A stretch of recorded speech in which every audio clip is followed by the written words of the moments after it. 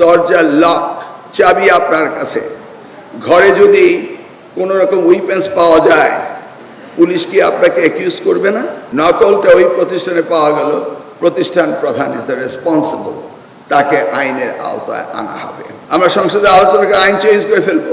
নকল এখন নেই, এটা আমরা বিশ্বাস করি, কিন্তু নকলের রূপ চেঞ্জ হয়েছে, করোনার মতো ভ্যারিয়েন্ট চেঞ্জ হয়েছে।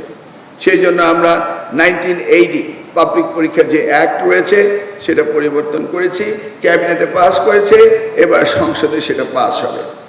অর্থাৎ ধরুন কোনো প্রতিষ্ঠানে নকল পাওয়া গেল, একজন এসএসসি পরীক্ষার্থী, তার বয়স 16 বছর, আমরা সেই নকল পাওয়াটাকে ওই জুবিনিয়াল, একজন আন্ডার এজকে আমরা পানিশমেন্ট দিতে পারি না, ইটস নট প্রপার, আমরা তাকে প্রভিশনে পাঠাতে পারি।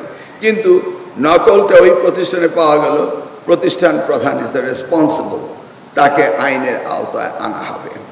ডিজিটাল, এনি ডিজিটাল ক্রাইম, সেটাকে ইনক্লুড করা হয়েছে। কি কিছু বলতে যাচ্ছেন নাকি? কিছু বলতে চাইলে বলবেন, আই এম উইথ ইউ, আমি আপনাদের সাথে কাজ করতে চাই। আপনি হঠাৎ গুনগুন করে উঠলেন, it means you don't agri.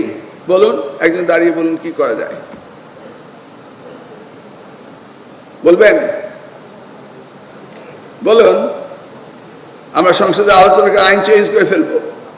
আপনার দরজার লক, চাবি আপনার কাছে। ঘরে যদি কোনো রকম উইপেন্স পাওয়া যায়, পুলিশ কি আপনাকে অ্যাকিউজ করবে না? এখানে পুলিশ অফিসার রয়েছেন, এম আই রাইট? দরজার লক, আমার ঘর, চাবি আমার কাছে, আপনি ওখানে গিয়ে আগ্নেয়াস্ত্র পেলেন, will you punish me? Yes or no? Absolutely. We means সকলকে দায়িত্ব নিতে হবে। যখনই একজনের দায়িত্ব আরেকজনের উপর দিয়ে দেওয়া হয়, তখনই কাজ হয় না। ক্লিয়ার?